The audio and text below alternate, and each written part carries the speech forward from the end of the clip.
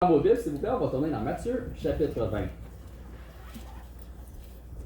Un des jumeaux m'a demandé tout à l'heure si ça allait pour nous durer longtemps. Très bien. Je n'ai pas dit ça, mais je vais le dire maintenant. Ce que je regardais, c'est quelque chose qui. Ça pourrait prendre une couple de temps à servir. Souvent, on pourrait faire ça très condensé et être capable de tout le faire dans une soirée, mais ça prendrait peut-être un petit peu de temps. Mais, voilà, on va voir ce qu'on va se rendre ce soir, puis peut-être la prochaine fois, on va être capable de finir. Mais ce que je veux parler de ce soir, c'est quelque chose que je crois qui nous manque de plus en plus dans notre monde. Ou quelque chose que peut-être on a trop dans notre monde, mais trop de des pas bons dans notre monde. Et ça, c'est des dirigeants. Dans le monde, on a gros des dirigeants, que ce soit des dirigeants politiques, que ce soit des dirigeants au travail, à l'école, n'importe quoi. On a des dirigeants partout. Et ce monde-là vont évidemment, éventuellement, ils vont nous diriger dans une certaine direction. L'une des premières affaires, mais je trouverais que, d'après moi, c'est peut-être la plus importante affaire qu'un dirigeant doit être, c'est tout simplement être un serviteur. On se dit, ben moi, je peux pas être un dirigeant, moi, je sais pas, je suis jeune, je suis une femme, je suis gêné, etc. On peut sortir un tas d'excuses pour dire pourquoi qu'on peut pas être un dirigeant. Je peux pas aller en avant de l'église, je peux pas faire ça, je peux pas aller en avant d'une classe, je peux pas faire n'importe quoi. D'après moi, un dirigeant, pour commencer, c'est quelqu'un qui est capable d'être un bon exemple. Quelqu'un qui est capable d'être un bon exemple. Et tout le monde est capable d'être un bon exemple.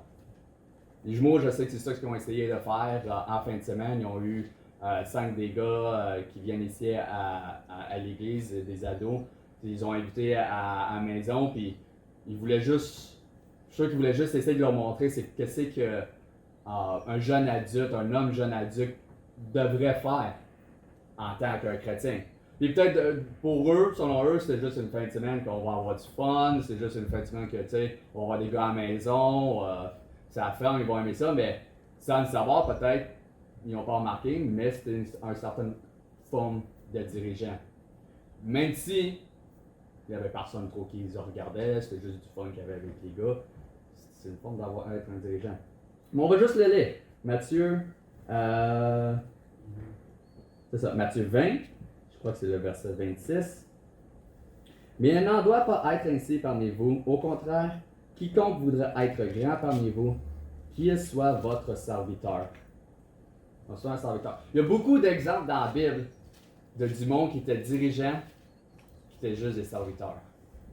On peut penser à Moïse, pour exemple. C'est une autre excuse que d'autres personnes peuvent dire. Je suis trop vieux pour être un dirigeant. Moïse avait 80 quand il a commencé à diriger la nation d'Israël. Puis les excuses que lui a sorties aussi au début pour pas être un dirigeant, mais Dieu voulait quand même que ça soit lui le dirigeant. Moïse était un bon exemple d'un dirigeant. Mais en même temps que je pensais à ça, je pensais un peu à quelqu'un d'autre qui est relié avec de sang avec Moïse, qui était peut-être pas un bon exemple d'un dirigeant, et ça c'était son neveu Lot. On voit dans la Bible, en Genèse, que Lot a décidé de prendre, qu'il voulait avoir la vallée de Sodome et Gomorrhe, là où il y avait de l'eau, il y avait des champs, il pouvait amener son bétail, là. Il pensait que c'était une meilleure place. Mais la ville de Sodome et Gomorrhe n'était pas une bonne ville. Si on est un peu plus loin dans le passage, on voit aussi que Lot était rendu qu'il avait dressé sa tente à la porte de la ville.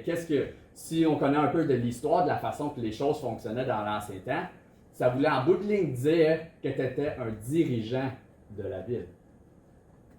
Mais on connaît bien l'histoire de Sodome et Gomorrhe, qu'est-ce qui est arrivé. Et je me demande, moi, qu'est-ce que Lot aurait pu faire pour changer, pour pas que ça arrive. Il était un dirigeant, il était quelqu'un qui avait de l'influence dessus tout le monde. Qu'est-ce qu'il aurait pu changer? Qu'est-ce que nous, en ce moment, je suis en train de parler peut-être, comme on dit en anglais, le cream of the crop, le monde le plus fidèle à l'Église, le monde qui sont plus impliqués dans l'Église en ce moment.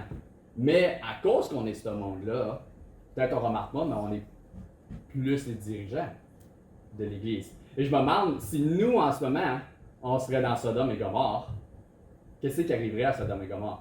on lit dans le passage, Abraham il a demandé à Dieu, s'il y a 50 justes, est-ce que tu détruiras Sodome et Gomorrhe? Puis il dit, ah non, non. Puis il descend. Puis évidemment, on est plus de monde en ce moment que le plus bas chiffre. Je pense que Abraham avait dit 10 au plus bas chiffre. Puis si on connaît tout comment faire les maths, on est plus que 10 personnes ici en ce moment.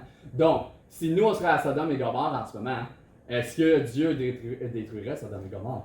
Selon Dieu, non, il ne ferait pas. Mais qu'est-ce que nous on ferait pour essayer de diriger Sodome et Gomorre dans la bonne direction? La première affaire que je crois qu'on doit être, c'est être des serviteurs.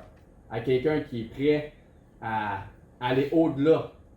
Et c'est ça que j'ai pensé hier. J'ai pensé, je suis quelqu'un que j'aime bien lire des biographies militaires, surtout comme la Deuxième Guerre mondiale ou même dans le temps qu'on était en Afghanistan. J'aime bien ça lire des biographies militaires et de certaines choses que certaines personnes ont fait, puis on lit leur histoire, puis on dit « Ah, c'est donc extraordinaire qu'est-ce qu'ils ont fait. » Ils ont gagné, c'est un Américain, il a gagné la médaille d'honneur, ou un Canadien a gagné la Couronne Victoria, qu'est-ce qui est les plus grandes médailles qu'on serait capable de donner à un soldat, soit un soldat qui est décédé dans une action, puis à cause de ça, il a reçu cette médaille-là, ou même un soldat qui a survécu à ce qu'il a fait, puis il était au-delà de ce qui est exigé d'un soldat.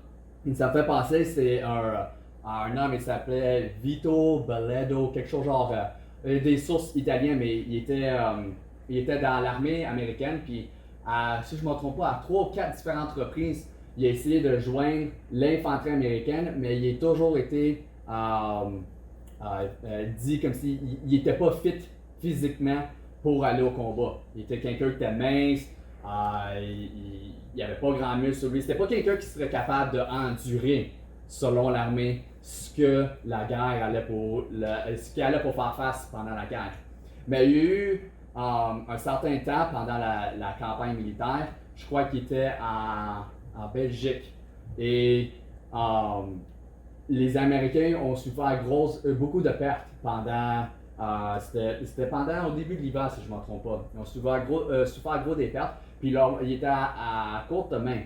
Et Vito, lui, dans ce temps-là, l'armée l'ont quand même pris, mais ils l'ont mis dans une cuisine. C'est un cuisinier. Lui, il s'est quand même dit, ça me dérange pas que ce que je fais. Oui, je voudrais dans l'infanterie, mais si je suis un cuisinier, au moins je fais quelque chose pour la cause. Et je sais pas si c'était son sergent, mais quelqu'un un peu plus haut placé que lui, il est venu le voir et il lui a dit, on a une place, on a besoin de remplir, il nous manque des hommes, puis tu juste venir, ça va pas quelque chose de très dangereux pour toi, on veut pas te mettre dans une situation comme ça parce que peut-être tu vas pas capable de gérer le stress et tout, mais puis tu venir juste remplir le trou. Puis lui, évidemment, c'est quelqu'un qui voulait être dans l'infanterie, puis il a tout de suite dit oui. Donc il s'est fait mettre avec un détachement de l'armée. Puis leur job, qu'est-ce qu'eux ils avaient à faire, c'est qu'ils avaient besoin de garder une petite ville qui avait un chemin un peu important dans le temps que les Américains et le reste des forces alliées ils se retraitaient contre les Allemands qu'eux ils essayaient de pousser pour essayer de repousser les Alliés. Et leur job c'était juste de tenir un certain point un peu stratégique et de ne pas laisser les Allemands passer jusqu'à une certaine heure. Et donc les Allemands sont arrivés, ils ont attaqué, puis la première vague d'attaque, tous les hommes qui avaient été placés là sont tous morts, sauf Vito. Et je sais pas à propos de vous, mais si moi je suis un peu à la place de Vito, c'est pas mal là ce que je me dis, je m'en vais. Et je crois que personne ne me blâmerait si je reviendrais pour dire tout le monde sont morts, fait que j'ai décidé de revenir. Je suis quelqu'un qui n'a jamais vu du combat jusqu'à maintenant, tout le monde sont morts, puis je pense que c'est une bonne idée que je revienne. Je pense que pas mal tout le monde a été d'accord, ouais, c'était une bonne idée. Mais qu'est-ce que lui a décidé de faire? Il a décidé de s'installer. Il s'est mis des points forts, il s'est mis une place au beau milieu du chemin. Il y avait juste une coupe de débris en avant de lui comme protection, puis il s'est mis un emplacement là, puis il s'est dit quand ils vont revenir pour la deuxième vague d'attaque, je vais être là, puis je vais faire ce que j'ai à faire. Les Allemands ont envoyé 4 vagues de plus vers Vito, puis à chaque fois Vito a réussi à arrêter les Allemands. Jusqu'au point que l'heure est arrivée. Je crois qu'il y avait, je me rappelle pas, mais c'était 16 ou 18 heures de temps qu'il avait besoin de garder cette place-là. Puis pendant le 16-18 heures, il est resté réveillé en place, puis il a repoussé les Allemands à 4 reprises jusqu'à l'heure qu'il avait besoin de le garder, puis il est finalement retourné pour aller rejoindre les renforts. Puis à cause de ça, Vito a reçu la plus grande médaille, la médaille d'honneur aux États-Unis. C'est une histoire qui est quand même très encourageante, tu y penses. C'est incroyable. Quelqu'un qui, physiquement, il n'aurait même pas dû être là. C'était un cuisinier dans l'armée. C'était sa seule job. Qu'est-ce qu'il faisait de gros? Je me rappelle du documentaire que je lisais. Il pelait des patates. C'était gros sa job. Il pelait des piles de patates. Il y a quelqu'un qui a réussi à sauver qui sait combien de vies. Qui sait si les Allemands auront pu pousser au travers cette place stratégique-là. Ils auront pu peut-être venir en arrière. Ils auront pu peut-être capturer gros du monde. Et moi, je me demande, lui a gagné cette médaille d'honneur-là. Je sais que nous, quand on va aller au ciel, on va gagner des couronnes pour ce qu'on a fait. Je sais que certaines personnes pensent qu'on va gagner un certain nombre de couronnes. Il y a d'autres personnes qui disent qu'on va gagner multiples couronnes. Il y en a qui ont des chiffres, il y en a qui n'ont pas de chiffres. Mais je me demande s'il y a peut-être des médailles peut-être au ciel. Peut-être pas.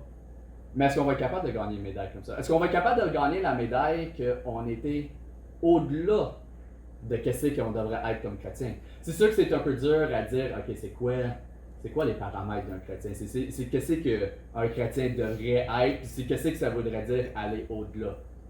Personnellement, je pense que c'est quelque chose que le Saint-Esprit peut juste travailler dans notre cœur à nous-mêmes, personnellement. Si le Saint-Esprit t'appelle d'aller faire quelque chose, va le faire, mais va pas le faire à 90%, à 100%. Oui, 100% c'est le meilleur, mais essaie d'aller le faire à 110, à 120%. C'est ça qu'est-ce qu'un vrai bon dirigeant fait. Deuxièmement, Proverbe 29.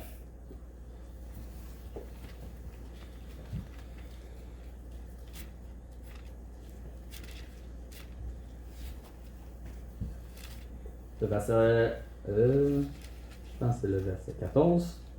Ça dit, le trône du roi qui rend justice aux pauvres selon la vérité sera affermi à perpétuité. Un dirigeant, c'est quelqu'un qui est juste. C'est quelqu'un qui ne va pas exiger plus aux autres que ce que lui ferait. Une autre histoire que j'aime bien, j'aime bien aussi regarder l'histoire ancienne. Puis je pense des fois à Alexandre le Grand. Il est arrivé une fois, il était rendu en Inde. Il était pas mal rendu au plus loin bout de sa campagne militaire qu'il a fait. Et il est arrivé à une rivière, puis il voulait passer la rivière. Puis il y avait certains de ses hommes qui ne voulaient pas passer la rivière avec lui. Puis, tu sais, on en a des dirigeants, on pourrait penser à certaines personnes dans notre tête qu'ils sont des dirigeants, mais ils font rien pour prouver qu'ils sont. Ils n'ont pas de background, ils n'ont pas de preuves en disant que il est un dirigeant. Il est juste arrivé là par hasard. Il est juste arrivé là parce qu'il y a des bons contacts. Il y a du monde qui l'ont mis là. Il connaît rien de ce qu'il fait, mais il est là. Mais Alexandre le Grand n'était pas quelqu'un qui était comme ça. Puis Alexandre le Grand, on ne sait pas exactement ce qu'il a dit là, mais il y a eu un grand discours et on croit que dans ce qu'il a dit à un moment donné, il a montré à ses hommes les cicatrices qu'il avait. Il y avait des cicatrices partout, il s'est fait couper, il y a eu des flèches, son cheval c'est la même affaire avec des cicatrices partout. Mais il avait montré à ses hommes qu'il n'était pas juste un dirigeant d'arrière, mais un dirigeant d'en avant.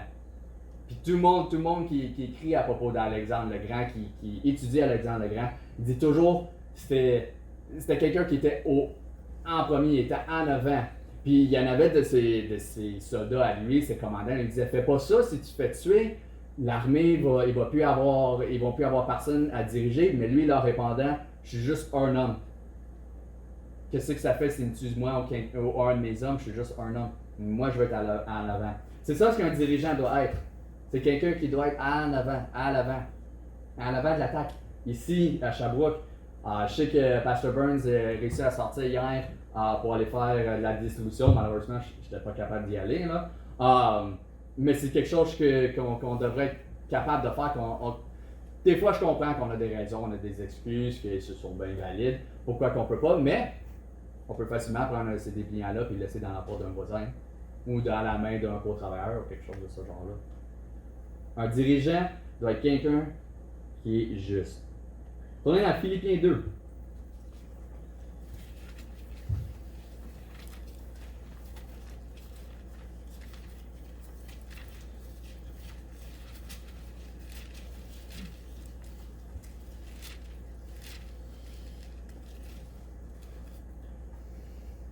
Et le verset 3.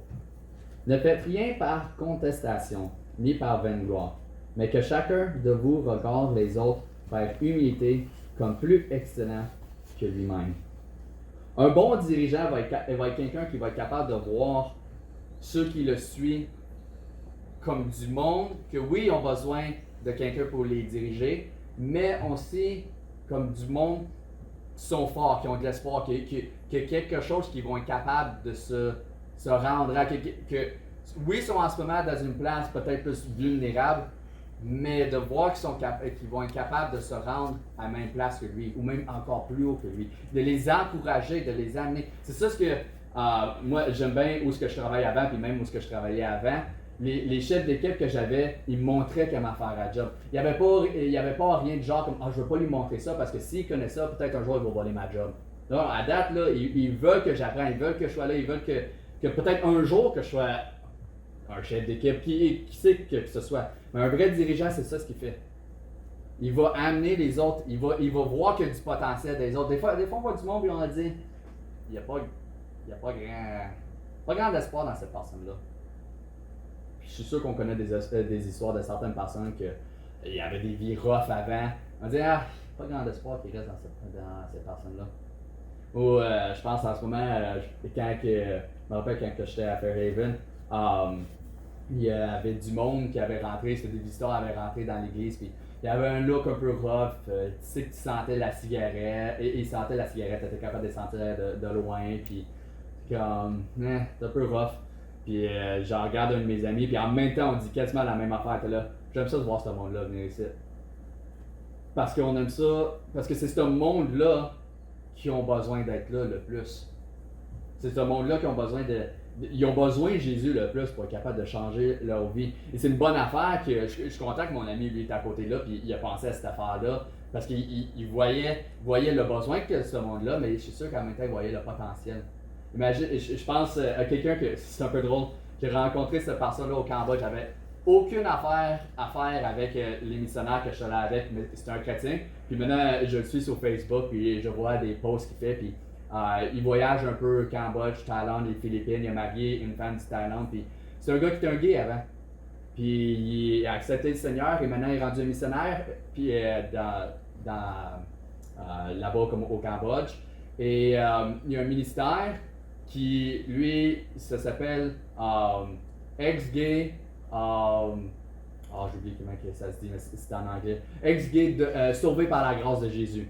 Puis c'est un ministère, il a même écrit un livre, son livre, je pense qu'il vend comme pour une pièce. Il quasiment le donne pour que le monde ait accès, puis qu'il voit la transformation qu'il a eu dans sa vie. Et c'est encourageant de voir ce monde-là.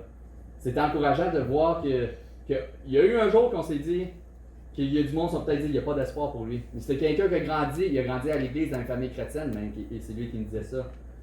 Puis il a tourné sa vie vers Dieu, il a retourné vers Dieu, puis maintenant il est rendu, peut-être sans le savoir, mais un dirigeant, il y a du monde qui le regarde à lui, regarde qu'est-ce que lui était, qu'est-ce qu'il est rendu maintenant, puis qu'est-ce qu'il a accompli pour Dieu. C'est très encourageant. Proverbe 29. On est Proverbe 29.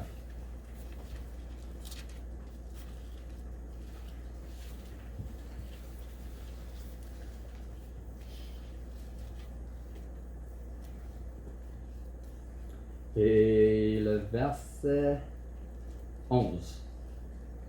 L'insensé met dehors tout ce qu'il a dans l'esprit, mais le sage le réprime et le retient.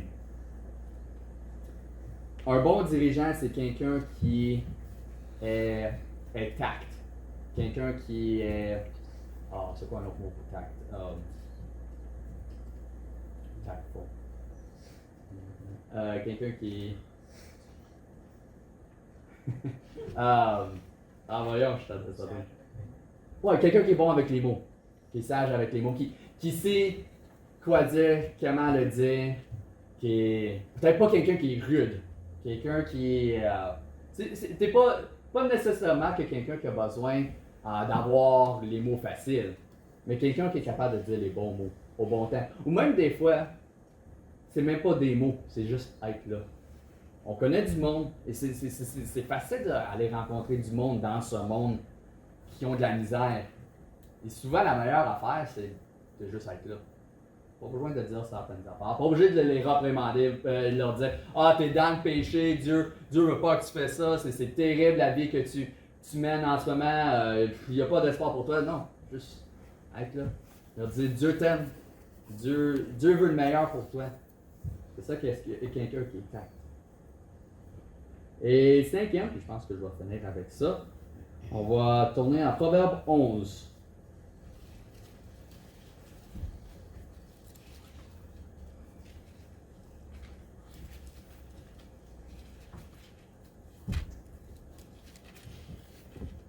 Et ça, c'est quelque chose que peut-être des fois, quand certaines personnes sont déjà dans la position d'un dirigeant, ils vont peut-être. Ça peut peut-être devenir un danger un peu. Proverbe 11, verset 14. Le peuple tombe faute de prudence, mais la délivrance est dans la multitude des gens et de bons conseils. Un bon dirigeant, c'est quelqu'un qui est quand même prêt à prendre du conseil.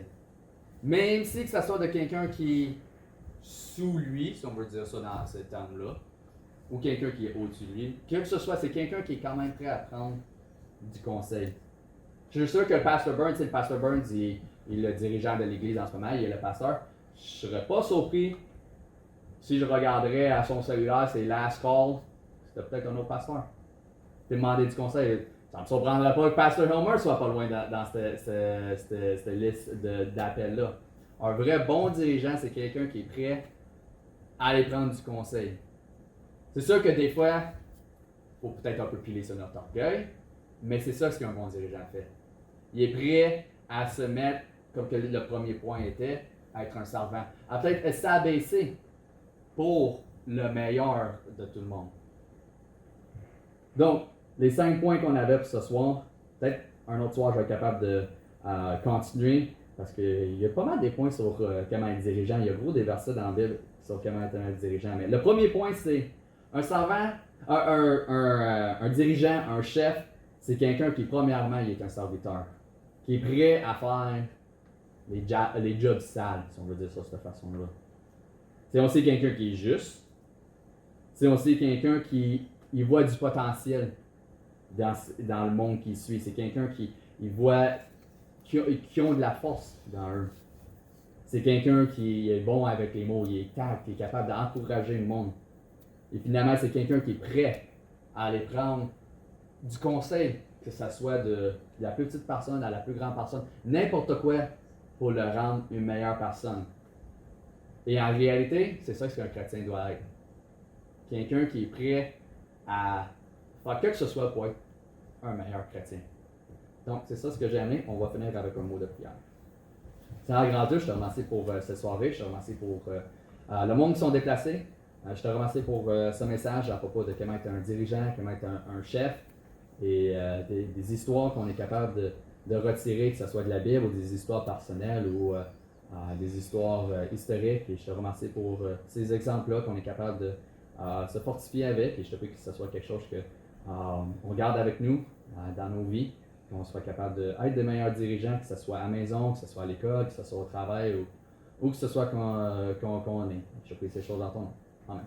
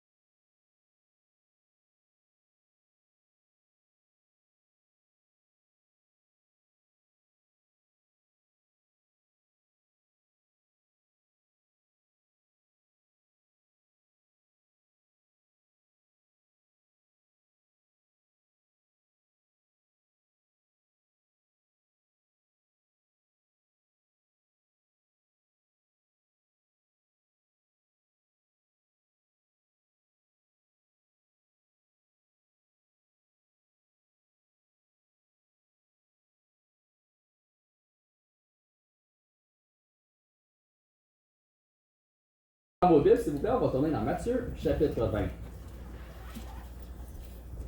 Un des jumeaux m'a demandé tout à l'heure si ça allait pour me durer longtemps. Ça va bien? Je n'ai pas dit ça, mais je vais le dire maintenant.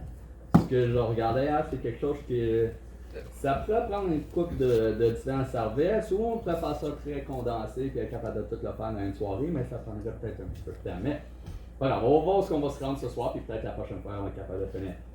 Mais ce que je veux parler de ce soir, c'est quelque chose que je crois qui nous manque de plus en plus dans notre monde.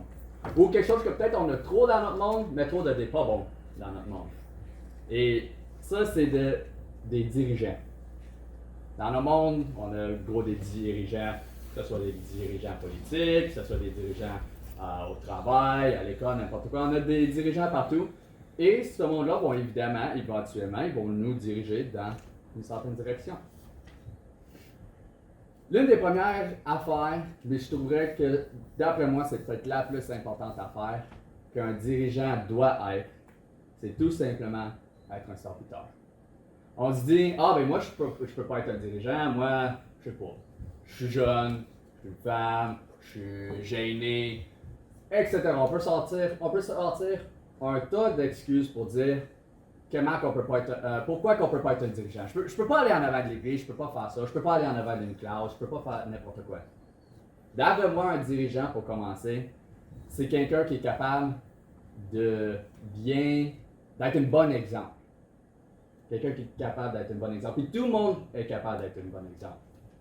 Les jumeaux, je sais que c'est ça qu'ils ont essayé de faire en fin de semaine. Ils ont eu 5 des gars qui viennent ici à l'église, des ados.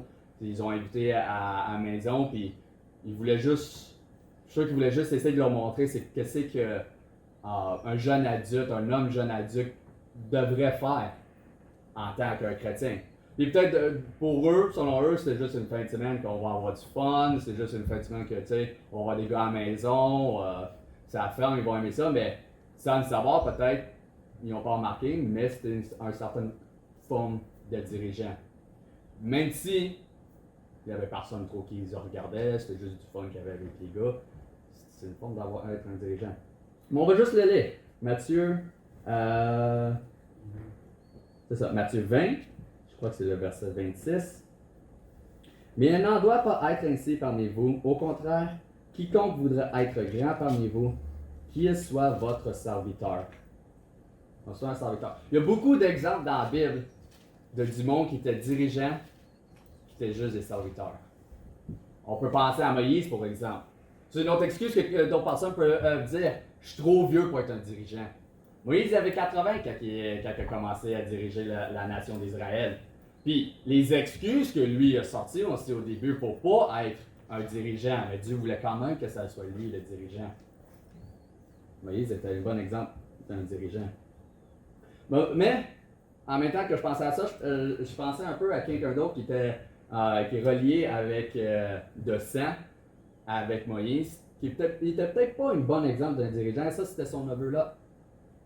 On voit dans la Bible, en Genèse, que Lot a décidé de prendre, qu'il voulait avoir la vallée de Sodome et Gomorrhe, là où il y avait de l'eau, il y avait des champs, qu'il pouvait amener son bétail, là. Il pensait que c'était une meilleure place. Mais la ville de Sodome et Gomorrhe n'était pas une bonne ville. Si on est un peu plus loin dans le passage, on voit aussi que Lot était rendu qu'il avait dressé sa tente à la porte de la ville. Si on connaît un peu de l'histoire, de la façon que les choses fonctionnaient dans l'ancien temps, ça voulait en bout de ligne dire que tu étais un dirigeant de la ville. Mais on connaît bien l'histoire de Sodome et Gomorrhe et qu'est-ce qui est arrivé. Et je me demande, moi, qu'est-ce que Lot aurait pu faire pour changer, pour pas que ça arrive. Il était un dirigeant, il était quelqu'un qui avait de l'influence dessus tout le monde. Qu'est-ce qui aurait pu changer? Qu'est-ce que nous, en ce moment, je suis en train de parler peut-être, comme on dit en anglais, le cream of the crop, le monde le plus fidèle à l'Église, le monde qui sont plus impliqués dans l'Église en ce moment.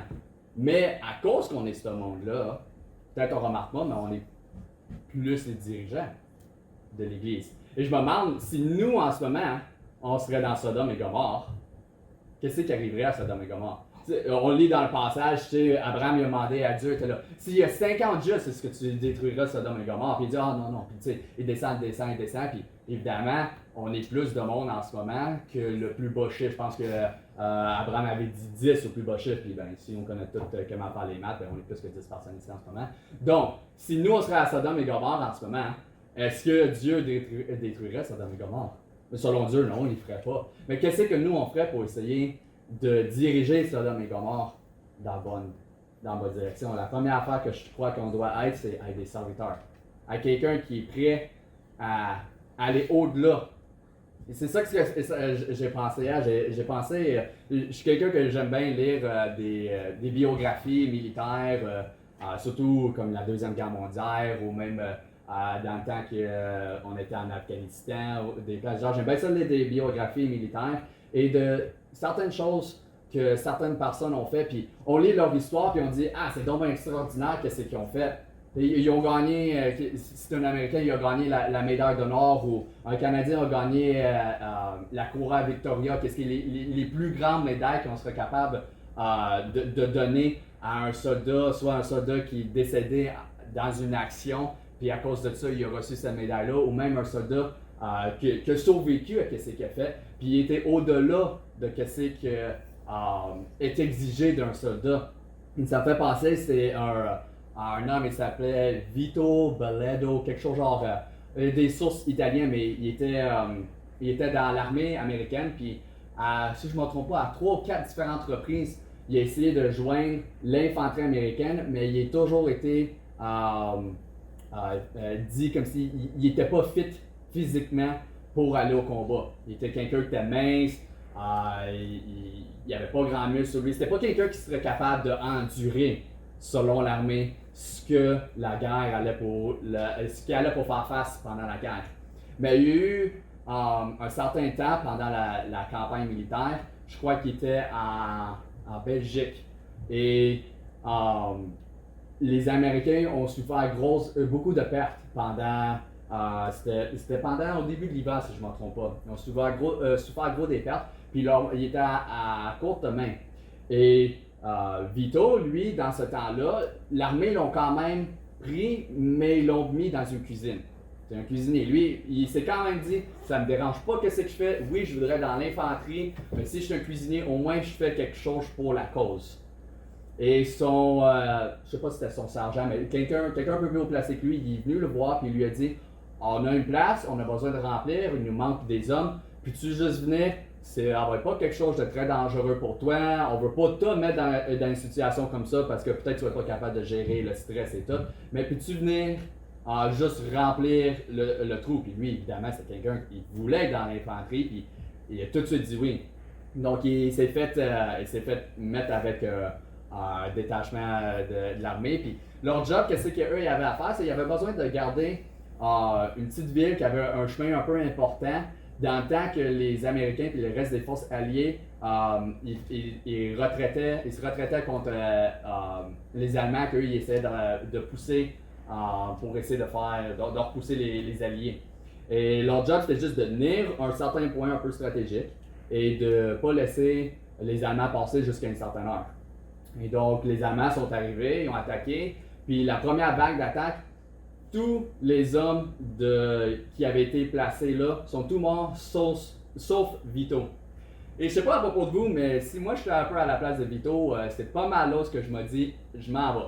Et je crois que personne ne me blâmerait si je reviendrais pour dire tout le monde sont morts, fait que j'ai décidé de revenir. Je suis quelqu'un qui n'a jamais vu du combat jusqu'à maintenant, tout le monde sont morts, puis je pense que c'est une bonne idée que je revienne. Je pense que pas mal tout le monde a été d'accord, ouais, c'était une bonne idée. Mais qu'est-ce que lui a décidé de faire? Il a décidé de s'installer. Il s'est mis des points forts, il s'est mis une place au beau milieu du chemin. Il y avait juste une coupe de débris en avant de lui comme protection, puis il s'est mis un emplacement là, puis il s'est dit quand ils vont revenir pour la deuxième vague d'attaque, je vais être là, puis je vais faire ce que j'ai à faire. Les Allemands ont envoyé 4 vagues de plus vers Vito, puis à chaque fois Vito a réussi à arrêter les Allemands.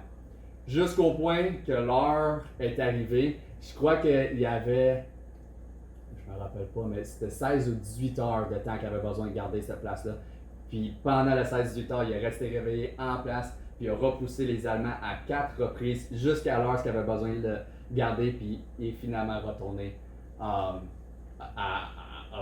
pour aller rejoindre les renforts. Puis à cause de ça, Vito a reçu la plus grande médaille, la médaille d'honneur aux États-Unis. C'est une histoire qui est quand même très encourageante, tu y penses. C'est incroyable. Quelqu'un qui, physiquement, il n'aurait même pas dû être là. C'était un cuisinier dans l'armée. C'était sa seule job. Qu'est-ce qu'il faisait de gros? Je me rappelle du documentaire que je lisais. Il pelait des patates. C'était gros sa job. Il pelait des piles de patates. Mais quelqu'un qui a réussi à sauver qui sait combien de vies. Qui sait si les Allemands auront pu pousser au travers cette place stratégique-là, ils auront pu peut-être venir en arrière, ils auront pu peut-être capturer gros du monde. Mais moi, je me demande, lui a gagné cette médaille d'honneur-là. Et je sais que nous, quand on va aller au ciel, on va gagner des couronnes pour ce qu'on a fait. Je sais que certaines personnes pensent qu'on va gagner un certain nombre de couronnes, il y a d'autres personnes qui disent qu'on va gagner multiples couronnes, il y en a qui ont des chiffres, il y en a qui n'ont pas de chiffres. Mais je me demande s'il y a peut-être des médailles peut-être au ciel. Peut-être pas. Mais est-ce qu'on va être capable de gagner une médaille comme ça? Est-ce qu'on va être capable de gagner la médaille qu'on était au-delà de qu'est-ce qu'on devrait être comme chrétien? C'est sûr que c'est un peu dur à dire, ok, c'est quoi les paramètres d'un chrétien? C'est qu'est-ce qu'un chrétien devrait être, puis c'est qu'est-ce que ça voudrait dire aller au-delà. Personnellement, je pense que c'est quelque chose que le Saint-Esprit peut juste travailler dans notre cœur à nous-mêmes, personnellement. Si le Saint-Esprit t'appelle d'aller faire quelque chose, va le faire, mais va pas le faire à 90%, à 100%. Oui, 100% c'est le meilleur, mais essaie d'aller le faire à 110, à 120%. C'est ça qu'est-ce qu'un vrai bon dirigeant fait. Deuxièmement, Proverbe 29.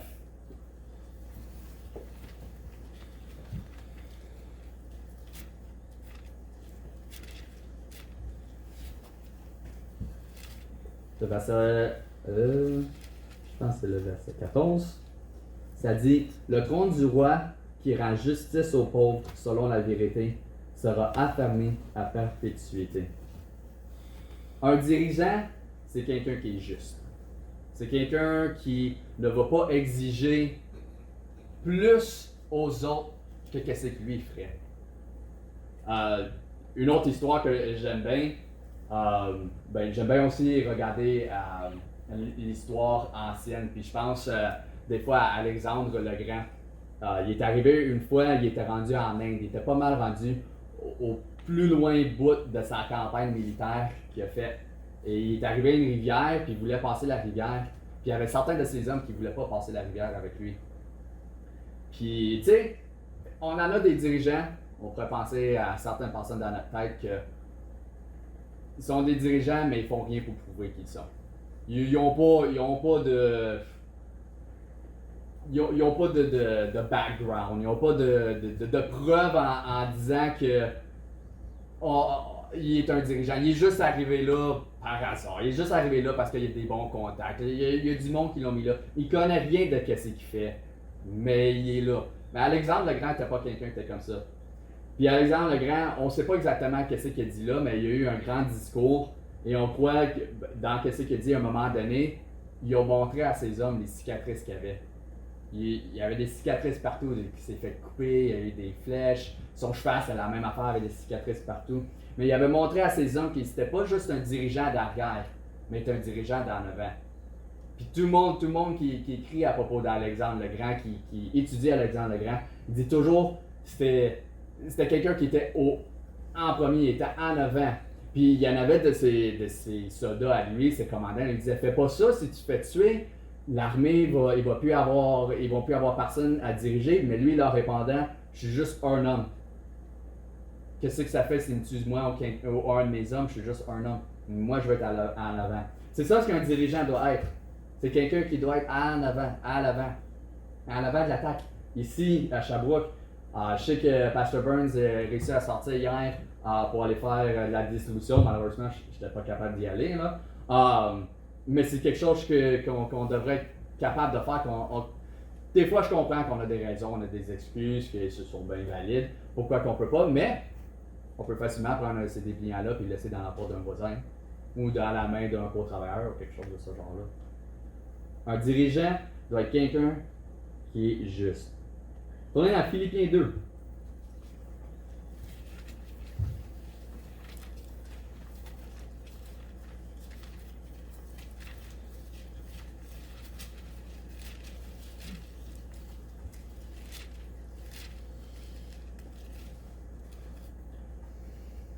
Et le verset 3. Ne faites rien par contestation, ni par vaine gloire, mais que chacun de vous regarde les autres par humilité comme plus excellent que lui-même. Un bon dirigeant va être quelqu'un qui va être capable de voir ceux qui le suivent comme du monde, que oui, ils ont besoin de quelqu'un pour les diriger, mais aussi comme du monde qui sont forts, qui ont de l'espoir, qui quelque chose qui vont être capables de se rendre à. Oui, ils sont en ce moment dans une place peut-être plus vulnérable, mais de voir qu'ils vont être capables de se rendre à la même place que lui, ou même encore plus haut que lui. De les encourager, de les amener. C'est ça ce que moi, j'aime bien où ce que je travaillais avant, puis même où ce que je travaillais avant. Les chefs d'équipe que j'avais, ils me montraient comment faire la job. Il n'y avait pas rien de genre comme je ne veux pas lui montrer ça parce que s'il connaît ça, peut-être un jour il va voler ma job. Donc, à date, là, ils veulent que j'apprenne, ils veulent que je sois là, ils veulent que peut-être un jour que je sois un chef d'équipe, qui sait que ce soit. Mais un vrai dirigeant, c'est ça ce qu'il fait. Il va amener les autres, il va voir qu'il y a du potentiel des autres. Des fois on voit du monde et on a dit il n'y a pas grand espoir dans cette personne-là. Puis je suis sûr qu'on connaît des histoires de certaines personnes qu'il y avait des vies rough avant. On dit pas grand espoir qui reste dans cette personne-là. Ou je pense en ce moment, je me rappelle quand j'étais à Fairhaven, il y avait du monde qui avait rentré, c'était des visiteurs qui avaient rentré dans l'église, puis il y avait un look un peu rough, tu sais que tu sentais la cigarette, et il sentait la cigarette, tu étais capable de sentir de loin, puis comme, c'est un peu rough. Puis j'en regarde un de mes amis, puis en même temps on dit quasiment la même affaire, t'es là, j'aime ça de voir ce monde-là venir ici. Parce qu'on aime ça, parce que c'est ce monde-là qui ont besoin d'être là le plus. C'est ce monde-là qui ont besoin ils ont besoin de Jésus le plus pour être capable de changer leur vie. Et c'est une bonne affaire que je suis content que mon ami lui est à côté là, puis il a pensé à cette affaire-là, parce qu'il voyait le besoin que ce monde-là, mais je suis sûr qu'en même temps, il voyait le potentiel.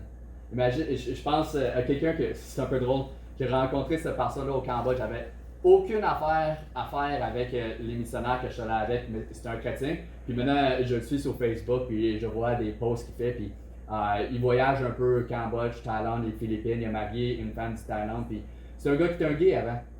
Puis il a accepté le Seigneur et maintenant il est rendu un missionnaire. Puis là-bas comme au Cambodge. Et il y a un ministère qui, lui, ça s'appelle ex-gay. J'ai oublié comment ça se dit, mais c'est en anglais. Ex-gay sauvé par la grâce de Jésus.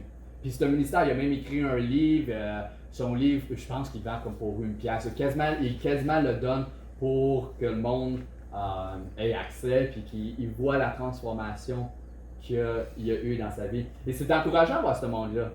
C'est encourageant de voir qu'il y a eu un jour qu'on s'est dit qu'il y a du monde qui sont peut-être dit qu'il n'y a pas d'espoir pour lui. Mais c'était quelqu'un qui a grandi à l'église dans une famille chrétienne même, et c'est lui qui me disait ça.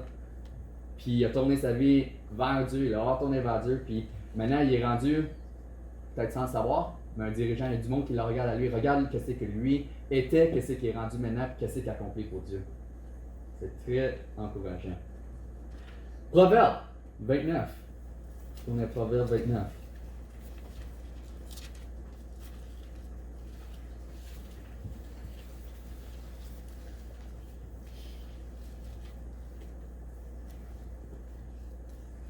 Et le verset 11. L'insensé met dehors tout ce qu'il a dans l'esprit, mais le sage le réprime et le retient. Un bon dirigeant, c'est quelqu'un qui est tact. Quelqu'un qui est... c'est quoi un autre mot pour tact? Tactful. Quelqu'un qui... voyons, je t'adore ça. Ouais, quelqu'un qui est bon avec les mots, qui est sage avec les mots, qui sait quoi dire, comment le dire, qui est peut-être pas quelqu'un qui est rude, quelqu'un qui est T'es pas nécessairement que quelqu'un qui a besoin d'avoir les mots faciles, mais quelqu'un qui est capable de dire les bons mots au bon temps. Ou même des fois, c'est même pas des mots, c'est juste être là. On connaît du monde et c'est facile d'aller rencontrer du monde dans ce monde qui ont de la misère. Et souvent, la meilleure affaire, c'est de juste être là. Pas besoin de dire certaines affaires. Pas obligé de les reprimander, de leur dire ah, t'es dans le péché, Dieu veut pas que tu fais ça, c'est terrible la vie que tu mènes en ce moment, il n'y a pas d'espoir pour toi. Non, juste être là. Leur dire Dieu t'aime, Dieu veut le meilleur pour toi. C'est ça qu'est quelqu'un qui est tact. Et cinquième, puis je pense que je vais finir avec ça, on va tourner en Proverbe 11.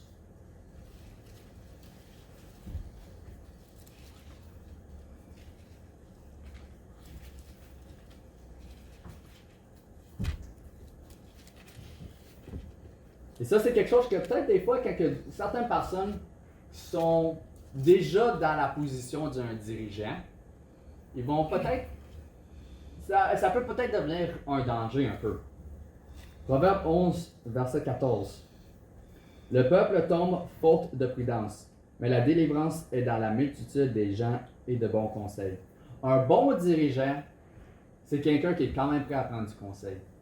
Même si que ça soit de quelqu'un qui est sous lui, si on veut dire ça dans ce terme-là, ou quelqu'un qui est au-dessus de lui, que ce soit, c'est quelqu'un qui est quand même prêt à prendre du conseil. Je suis sûr que le pasteur Burns, le pasteur Burns, il est le dirigeant de l'église en ce moment, il est le pasteur. Je ne serais pas surpris si je regarderais à son cellulaire, c'est Last Call, c'était peut-être un autre pasteur. Demander du conseil. Ça ne me surprendrait pas que Pastor Helmer soit pas loin dans cette liste d'appels-là. Un vrai bon dirigeant, c'est quelqu'un qui est prêt à aller prendre du conseil. C'est sûr que des fois, il faut peut-être un peu piler sur notre orgueil, mais c'est ça ce qu'un bon dirigeant fait. Il est prêt à se mettre, comme que le premier point était, à être un servant. À peut-être s'abaisser pour le meilleur de tout le monde. Donc, les 5 points qu'on avait pour ce soir, peut-être un autre soir, je vais être capable de continuer, parce qu'il y a pas mal des points sur comment être dirigeant. Il y a gros des versets dans la Bible sur comment être un dirigeant. Mais le premier point, c'est un servant, un dirigeant, un chef, c'est quelqu'un qui, premièrement, il est un serviteur, qui est prêt à faire les jobs sales, si on veut dire ça de cette façon-là. C'est aussi quelqu'un qui est juste. C'est aussi quelqu'un qui voit du potentiel dans le monde qui suit. C'est quelqu'un qui voit qui ont de la force dans eux. C'est quelqu'un qui est bon avec les mots, il est tact, qui est capable d'encourager le monde. Et finalement, c'est quelqu'un qui est prêt à aller prendre du conseil, que ce soit de la plus petite personne à la plus grande personne, n'importe quoi pour le rendre une meilleure personne. Et en réalité, c'est ça que un chrétien doit être. Quelqu'un qui est prêt à faire quoi que ce soit pour être un meilleur chrétien. Donc, c'est ça ce que j'ai amené. On va finir avec un mot de prière. Seigneur grand Dieu, je te remercie pour cette soirée. Je te remercie pour le monde qui sont déplacés. Je te remercie pour ce message à propos de comment être un dirigeant, comment être un chef et des histoires qu'on est capable de retirer, que ce soit de la Bible ou des histoires personnelles ou des histoires historiques. Et je te remercie pour ces exemples-là qu'on est capable de se fortifier avec. Et je te prie que ce soit quelque chose que on garde avec nous dans nos vies, qu'on soit capable d'être de meilleurs dirigeants, que ce soit à la maison, que ce soit à l'école, que ce soit au travail ou que ce soit qu'on est. Je te prie ces choses dans ton nom. Amen.